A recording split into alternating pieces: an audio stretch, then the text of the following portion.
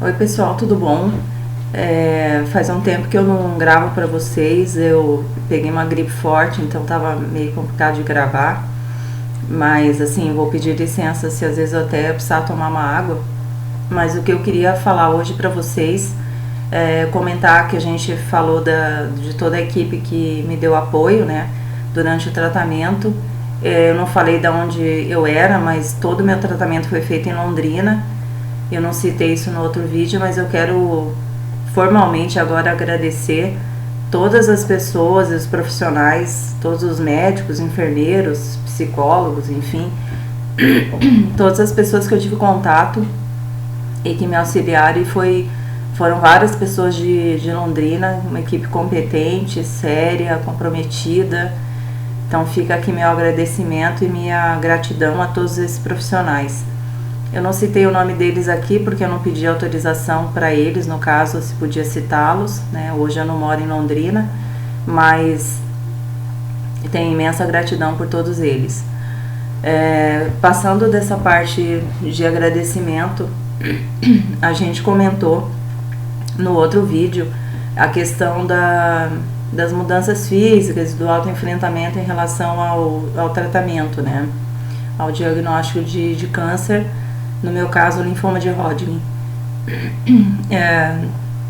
O que eu acho importante ressaltar é que as pessoas, quando enfrentam um tratamento assim, a gente passa por várias mudanças, né? Físicas, emocionais, até espirituais. Então, eu penso que, do ponto de vista físico, essas mudanças vão acontecer com o tratamento. E eu acho que o mais sério aí é não só ver essa questão da mudança física, mas é ver as mudanças internas que a pessoa pode realizar, de posturas até pequenas do dia a dia, que ela pode modificar. Todos nós temos posturas que muitas vezes a gente não gosta e deseja uma mudança. No caso de uma doença mais grave, eu acho que ela é impactante, porque te coloca definitivamente em frente de você mesmo e te coloca também em frente a uma possível descarte do corpo físico, né, da morte, que é uma coisa que todo mundo sabe que vai acontecer, mas a gente nem sempre para pensar nisso. Então eu vejo que no caso de um diagnóstico, né, de uma doença mais séria, ou enfim, um enfrentamento que a pessoa esteja fazendo, é importante parar para fazer uma análise mais séria do temperamento dela, do comportamento dela, para promover uma mudança, porque não é só uma questão de vencer o câncer, é muitas vezes uma questão de mudanças de posturas íntimas também, que vai levar isso a um comportamento melhor, né, e posturas melhores no dia a dia. Então, fisicamente, eu acho que nessa fase o que eu prestei atenção? Na questão da alimentação, né? Então, prestava muita atenção no que eu estava comendo. Sempre que eu ia me alimentar, eu pensava no que aquele alimento estava me trazendo, que benefícios poderia me trazer. Então, tentando ter uma alimentação mais saudável. Nesse caso, eu ressalto, se a pessoa puder, claro, fazer uso dos orgânicos, né, que não tem veneno, não tem esses pesticidas que a gente sabe que ao longo do tempo pode ocasionar inclusive doenças graves, embora isso não seja muito abordado, mas se puder usar o orgânico seria melhor, né? Eu não fiz uso durante o tratamento do exercício físico, mas porque eu achava que meu corpo tinha que estar o mais relaxado, descansado possível, mas eu vejo que isso foi um erro. Eu deveria ter, mesmo durante o tratamento, fazer uso do exercício físico para eliminar as toxinas, né? Como eu comentei, o tratamento durou meses, eu fiz uso de muita química e isso, queira ou não, intoxica o teu organismo, intoxica o teu cérebro. E eu, no caso, não fazia exercício físico porque eu achava que isso ia desgastar ainda mais. Na realidade, eu vejo que era o contrário, assim, se eu tivesse feito na medida do possível o exercício, ele teria me ajudado também em outras coisas. Mas eu desconhecia desse fato Havia muitos dias, inclusive dos meses, que realmente era impossível fazer exercício, mas para quem consegue, para quem pode fazer, eu acho que vale a pena. O que eu adotei também em termos de alimentação? Eu tomava muito um suco, que o pessoal também toma bastante hoje, que eu acho que me ajudou bastante. Como eu não comia muito, né, emagreci muito por causa do tratamento, sentia muito enjoo, então eu tomava bastante um suco que é muito simples de fazer, que o ingrediente é couve, a beterraba e a cenoura. Então você bate tudo num liquidificador para ficar com um gosto um pouquinho mais agradável. Minha mãe colocava laranja, e isso aí pode ser feito no dia a dia e você toma ao longo do dia. Ele é um suco forte, né? Tem bastante vitamina. Eu tomei durante meses e até hoje eu tomo. Vale muito a pena.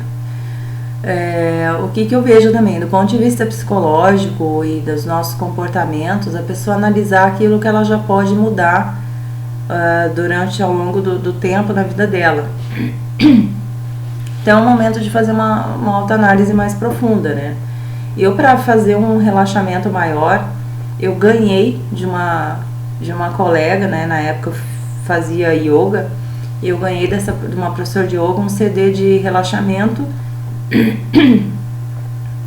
chamava um CD de imagens mentais, que ele ia induzindo a pessoa a um relaxamento, e durante esse relaxamento ele trazia comandos mentais para que você imaginasse todas as células do seu corpo sendo restabelecidas, sendo curada, e com toda a energia de cura, né, de bem-estar para o seu organismo.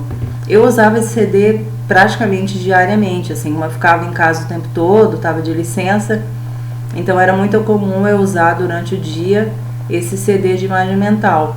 Se você não tem um CD para usar de relaxamento, eu acho que a pessoa tanto pode usar uma música relaxante ou nem isso, é só o comando mental de você enviar um comando para o seu próprio organismo, que as suas células estão se restabelecendo, você pensar no seu organismo como um todo, e que ele em si está sendo restabelecido gradativamente, né, chegando ao processo de cura.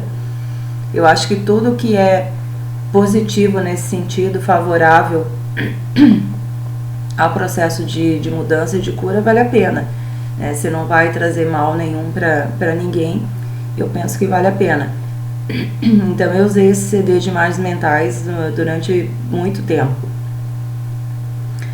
Outra coisa que eu também fazia para auxiliar melhorar, né, às vezes o mal-estar do tratamento, as reações que eu tinha, eu tomava um banho bem demorado e uma coisa assim, independente de qualquer cunho místico, religioso, né? Eu vejo que todos os ambientes, as pessoas em si, nós mesmos, a gente tem as energias, a gente não é só o corpo físico. Então, vamos dizer assim, os elementos da natureza, ele tem uma energia mais imanente, né? Se você for ver a terra, a água, o ar, o próprio ar, né, tem uma energia própria, imanente, mais pura.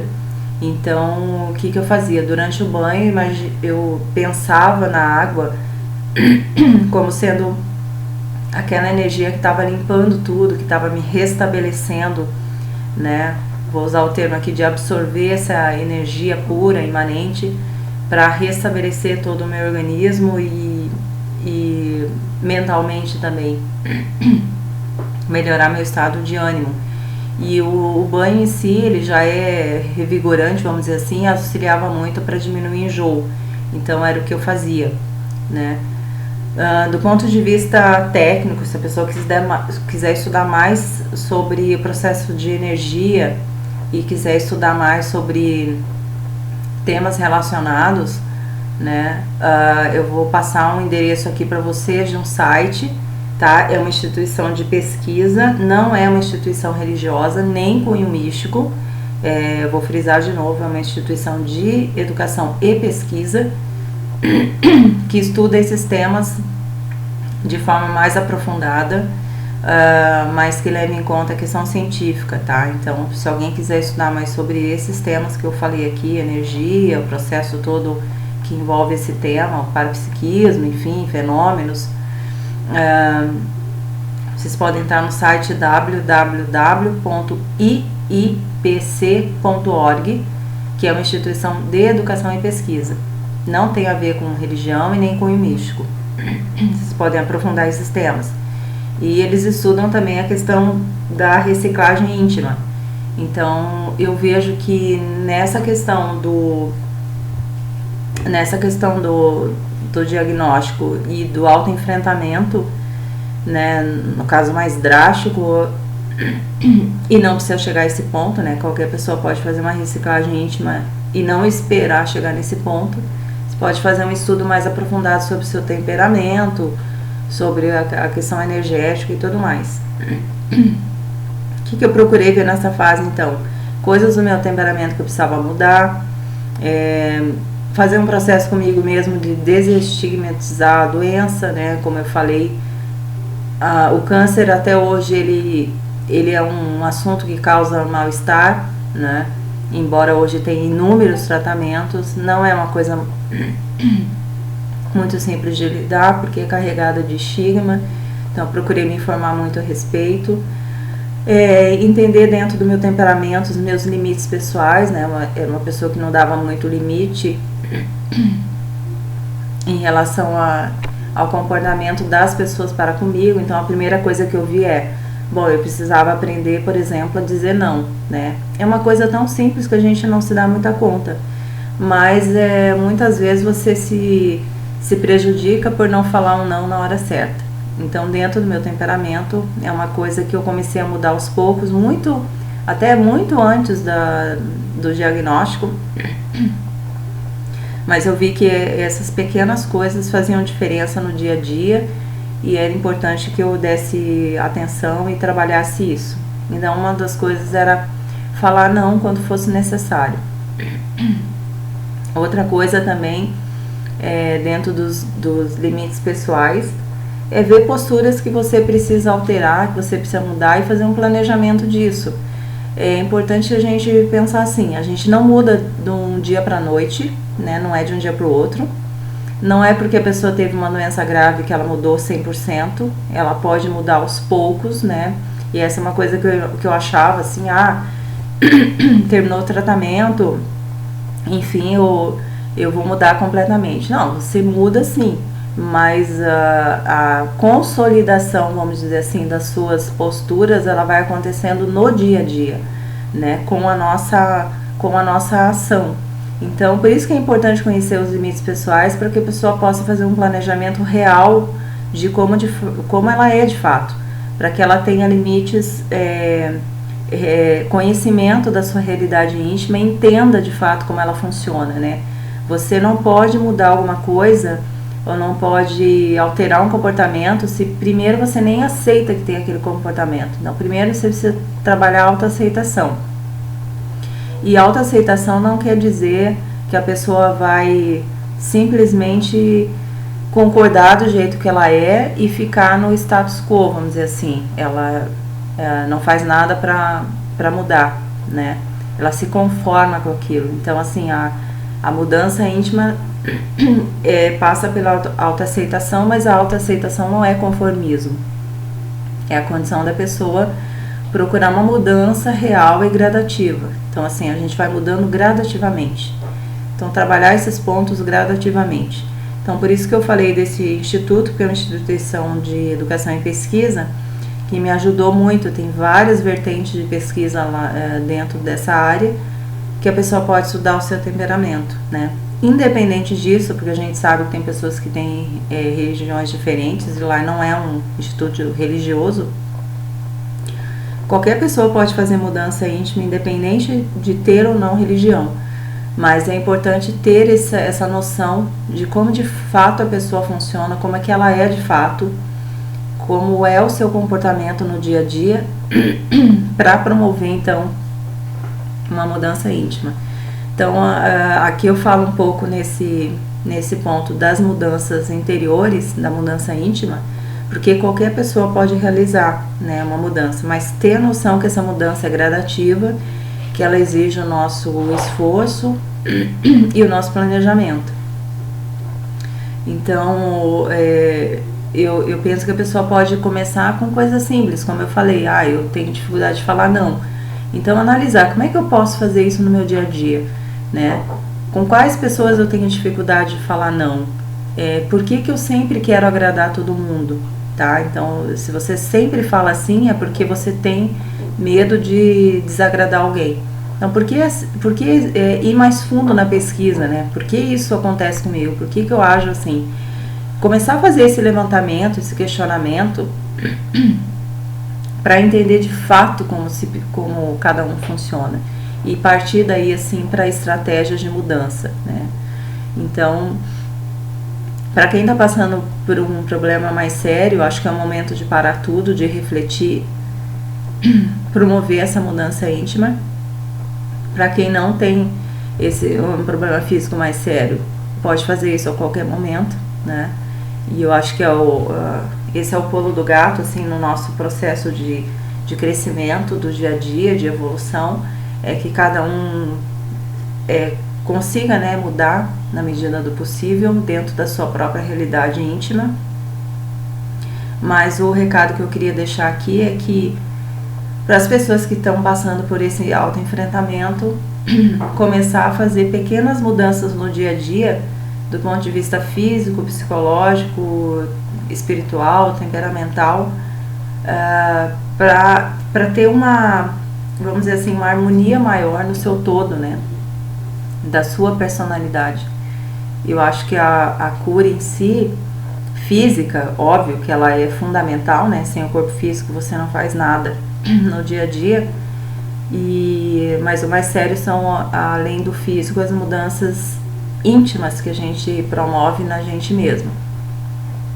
É isso que faz com que a gente mude, né, o nosso temperamento, vamos dizer assim, para melhorar o nosso dia a dia, né? É o processo de renovação. Então, assim, hoje é o que eu queria comentar com vocês. Peço desculpa porque eu tô com a garganta bem ruim, eu tô toda hora querendo tossir. Mas se vocês gostarem do vídeo, o nosso canal aqui no YouTube chama Reaprender a Viver, é só dar um like ali.